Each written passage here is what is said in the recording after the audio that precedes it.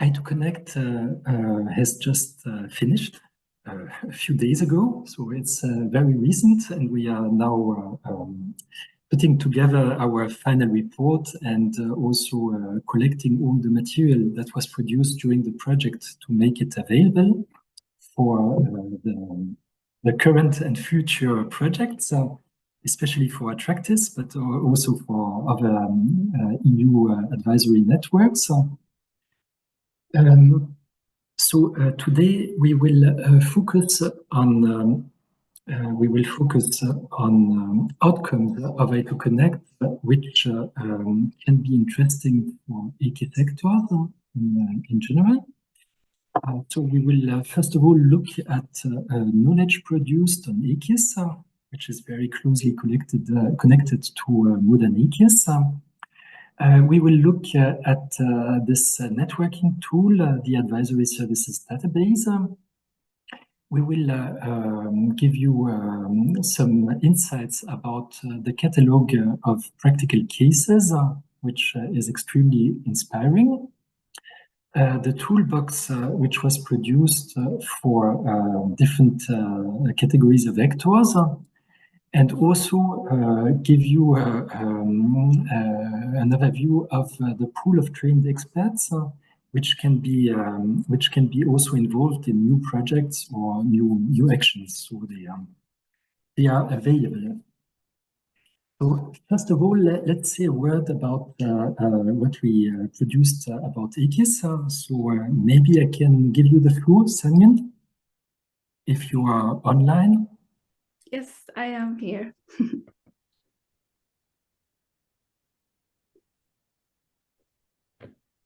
So, do you want to comment the next... Sorry. Sorry. I thought that was a slide afterwards, but there's no slide afterwards, Silvain? Yes, of course. Yes. Sorry. Yeah. So basically, just to give you a little bit of a context, in HOH&I, we have largely been responsible for coordinating the update of the AKIS report. Of course, we more or less just played a supporting role. The huge effort really went to the AKIS report authors, who really took tremendous efforts to really update the AKIS report. So I guess you might all be familiar, but just to give you a little bit of a context, so as you know, the AKIS inventory is not new in the context of i2connect, but there was a first AKIS inventory in the frame of the Pro-AKIS project. And basically back then, the conclusion was that, well, these AKIS reports, it should not remain static, but it should always, be regularly updated, because obviously the national and CAP policies will continue to induce structural and infrastructural changes. So an update was foreseen in the i2connect project, and in 2021 we had a first update of the AKIS inventory, as you might all know. In addition to this, of course, we had a comparative analysis of these AKIS reports that looks for patterns and trends across the AKIS reports in our partner countries. And parallel to this, we've also, together with our partners and Season, really working with the AKIS stakeholder workshops, where we have actively tried to not only disseminate, but also discuss the outputs of the AKIS reports. That's not the end. That was just the first update. In this year, just 2 weeks ago, we completed actually the update, a second update of the AKIS report, so that it actually reflects, the new changes that probably would be induced by the new CAP strategic plans. A bit still early, but yes, just so that these reports also capture the latest info. So well, maybe the next slide. Yes, and before that, just to mention that, of course, we have been realizing close synergies with modern AKIS, so that the output of these AKIS reports would be continued to be used in the modern AKIS, for example, in the development of the benchmarking tool that our colleague and another colleague is also actively working on. Yeah, now we can go to the next slide. Yeah, exactly. So basically the AKIS inventory, as the name suggests, it is an inventory of the AKIS, of 30 AKIS reports that seeks to actually give a very comprehensive, or attempts to give a very comprehensive overview of the AKIS infrastructures and advisory service provision in each of our partner countries.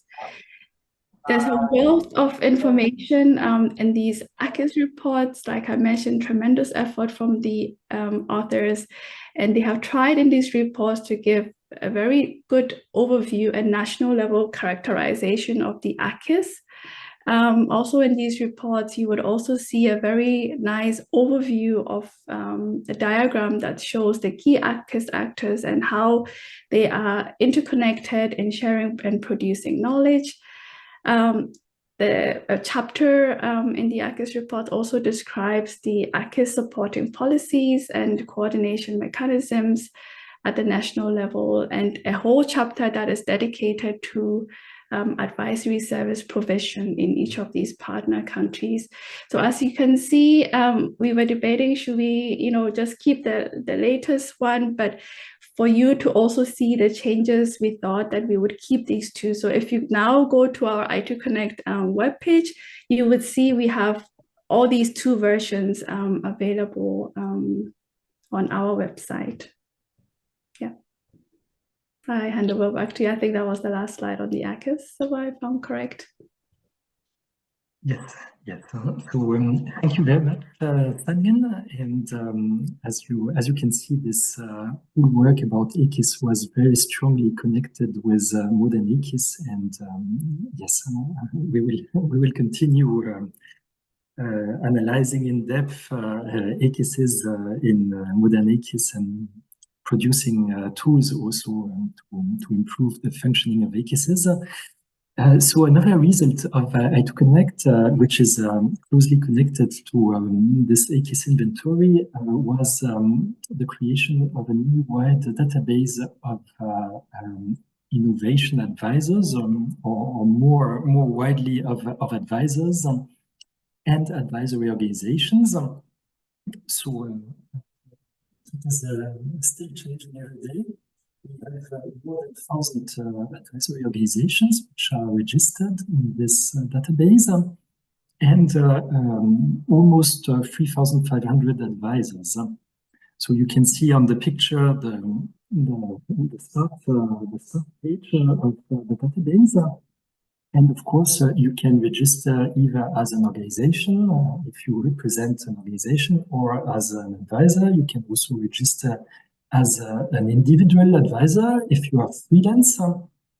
And we don't have enough time to look into the details, but if you have a little bit time, just have a look.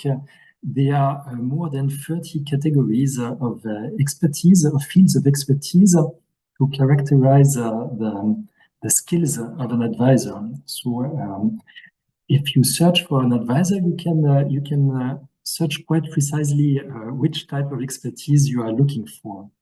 And this is very useful for, for a French advisor, for example, who wants to contact a colleague in another European country to exchange about any subject he's interested in. It is also useful for farmers who want to look for an advisor having a specific field of expertise. And it can be also useful for public authorities if they need advisors with specific competences to contact them and to maybe to hire them, or I don't know, to organize a tender process with a specific group of advisors. Let's look at the other outcomes of i2connect. We had another interesting outcome we call topical insights. So it is something very simple. Maybe it looks complex. It was just a kind of watch on anything that was happening around interactive innovation. in our professional environment, in our professional activities, to try all along the project lifetime to identify news and insights from news that were possibly useful and of relevance to the i2connect project. So it was a kind of intelligence, of business intelligence activity in the field of interactive innovation. So just to give you an example of topical insight, we got several news from our Hungarian partners showing that the communication activities between AKIS actors was improving significantly, and that advisors were playing an increasing role in facilitating interactions between the different AKIS actors. And that was showed by several events that were organized by i2connect partners or by other AKIS actors in Hungary. So it was a very simple activity to keep an eye on what was happening around us, but it was useful to identify information and possible useful information from other projects or from national or regional networks.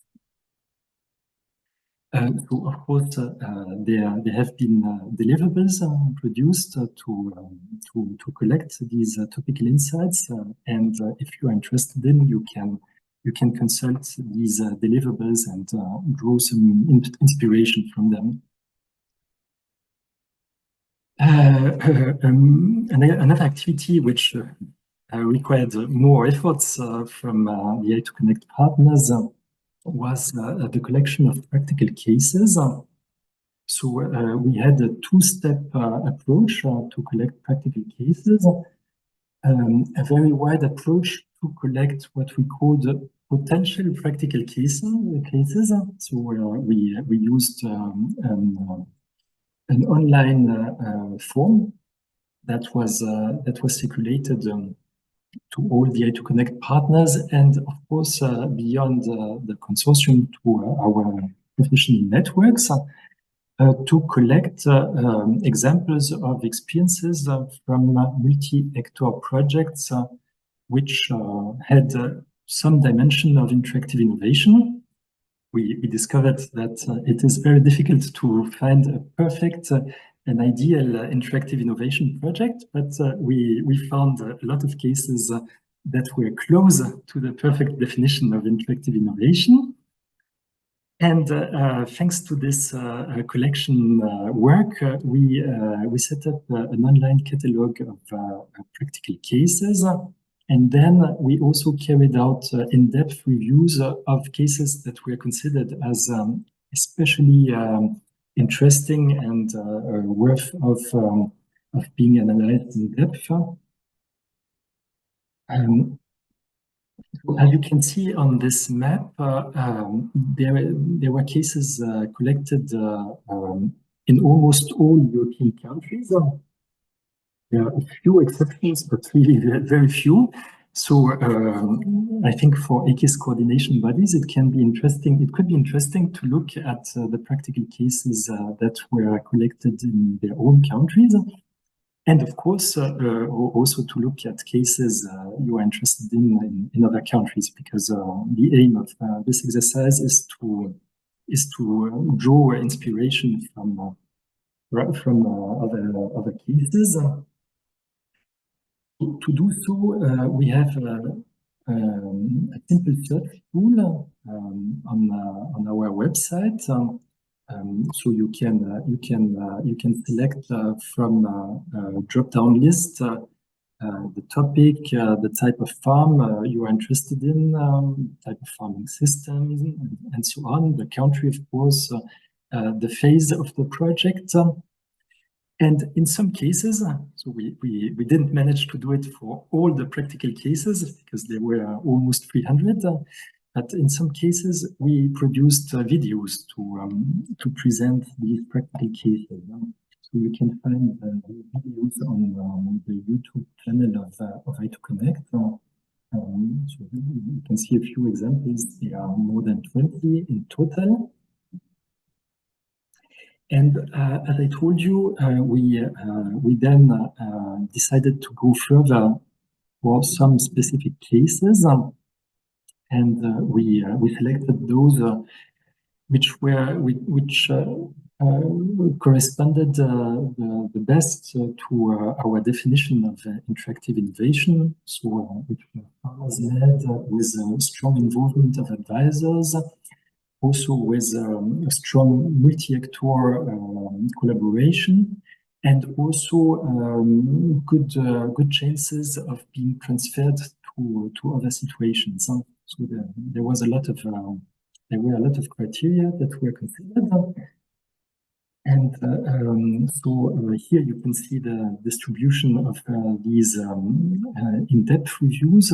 And again, I think that we can find cases in almost all European countries. So you should find something in your own country. Just an example of one of the reports that were produced. So I think that was the second report. But so in total, we had 3 very detailed reports on the field reviews explaining how the actors started with their initial idea, how they struggled to set up their project, the successes, but also the failures.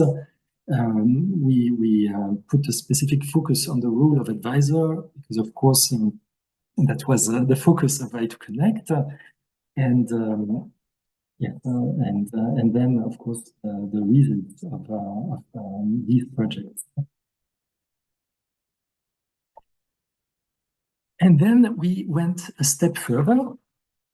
So that was a very complex activity. We called it best practices in the proposal when we prepared i2connect. And finally, we ended up with talking about good practices because it's a bit exaggerated to speak about best practices. Practices are good in a specific context, and we can hope that they can be applied in different contexts. But yes, we preferred finally to use the term of good practices. So we tried to find actions which were part of these practical cases where it was really obvious that they contributed to the success of the practical case and which we thought could be applied in other situations. So, and to make it a little bit more objective, of course, this was peer-reviewed. We had a jury reading the practical cases, and so each member of the jury identified a few practical cases, and a few good practices. Sorry, and these good practices were then double-checked by other jury members to make sure that they were really relevant. So in total, we identified 57 good practices, which is a lot. And this is why I'm not going to present them in detail to you today. But to make it a little bit readable, we classified them in 4 categories. A category about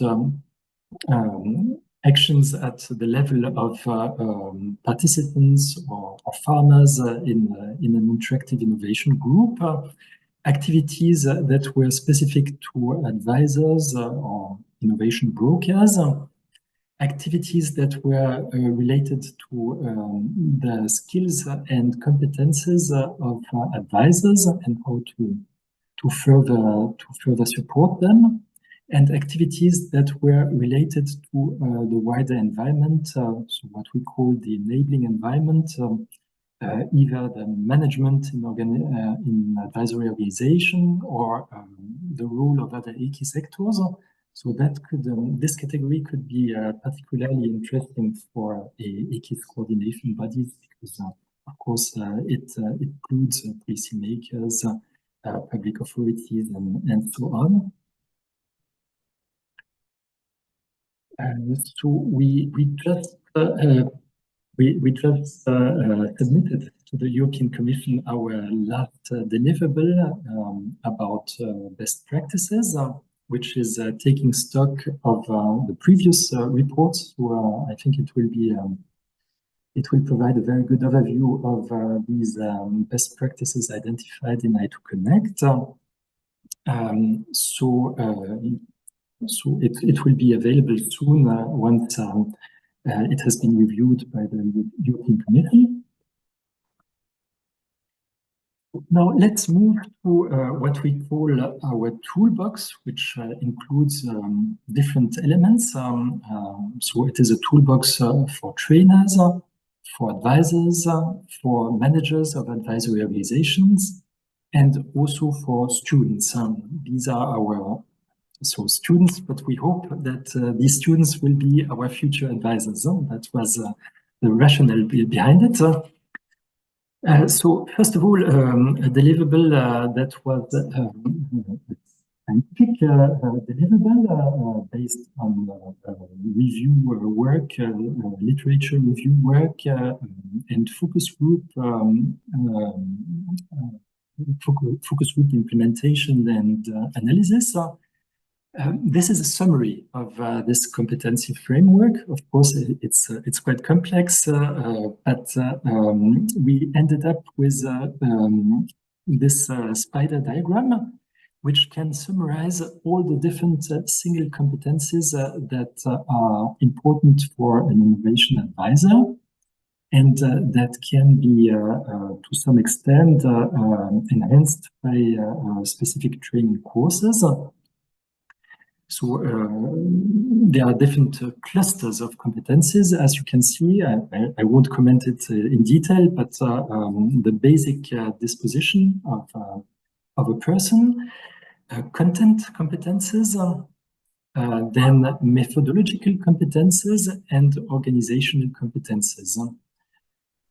The basic dispositions are, of course, difficult to train. It is heavily dependent on the personality of a person, but the other competences can be trained to some extent through training courses or by an appropriate management and good teamwork. Yes, I forgot to mention also the competences about reflection and individual learning and personal development. Then I move forward a bit faster because I see time is running away. So this toolbox includes also a complete training methodology. So usually in these training courses, we organized preparatory webinars, sometimes individual intake interviews also. Then we had the training courses in person, so up to 5 days of training courses, 5 days for students, because they need, of course, a little bit more time because everything is new for them. Only 2 days for managers. They would deserve more training time, but they are not available for a very long time. Usually 3 days for trainers and advisors. And then we had regular follow-up meetings. We called them coaching in i2connect. And also peer exchanges. And we also organized cross visits to see in practice how colleagues in other countries are implementing this work of innovation support. And also some of our trainees got a small grant to carry out a pilot project. That was very interesting. It was also very selective because we had only funding for 13 pilot projects. So we had a very strict selection process to allocate this funding for pilot projects. So we took stock of everything we learned in these training courses in a deliverable called Recommendations about Didactical Strategies, which was just released. No, it was not released. It was submitted again to the European Commission, but I think it will be available quite soon. And also, we collected examples of training agendas and training materials for these different target groups. So this means that in the future, if another project or if a managing authority wants to organize similar trainings, there's a lot of material which is available and that can be used, and that will be easily found on different platforms. We'll say a word about it at the end. So we also produced a set of quick reference cards. I'm not going to present them very long because I think I gave an overview of them at the AKIS Coordination Body's General Assembly in Madrid a few months ago. But at the moment, we have about 15 of these quick reference cards, which are memos to remember models and facilitation methods which are useful for innovation support. So I just showed one of the cards, which is the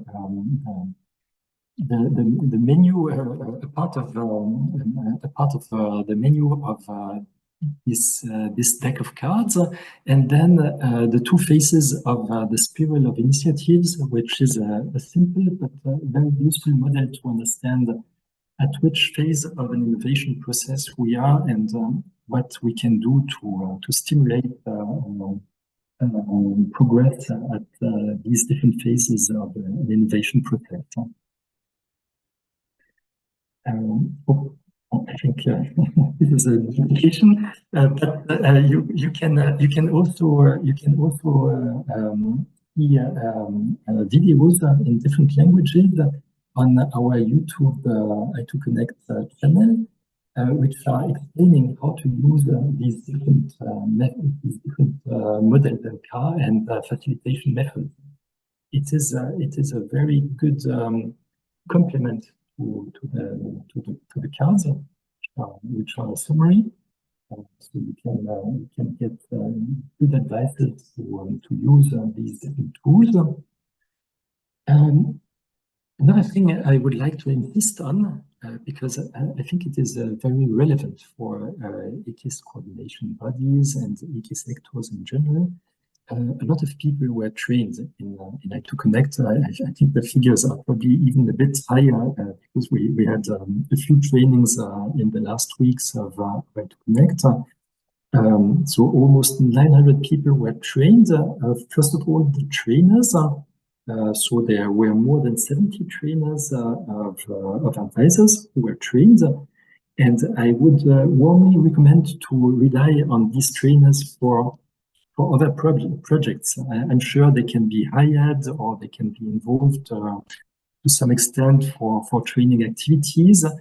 They are based in almost all member states in Europe, because the consortium was covering almost all the member states, and all the partners were trained. And yes, they are experienced, and they are ready to continue training facilitators, advisors, innovation support services. We have a lot of advisors trained. You can see on the next slide the distribution of advisors trained across Europe. So some countries have really a lot. You can see in Germany, but still we can find advisors trained in most member states. We also trained managers, only 70. Only 70. I would have enjoyed to train more managers.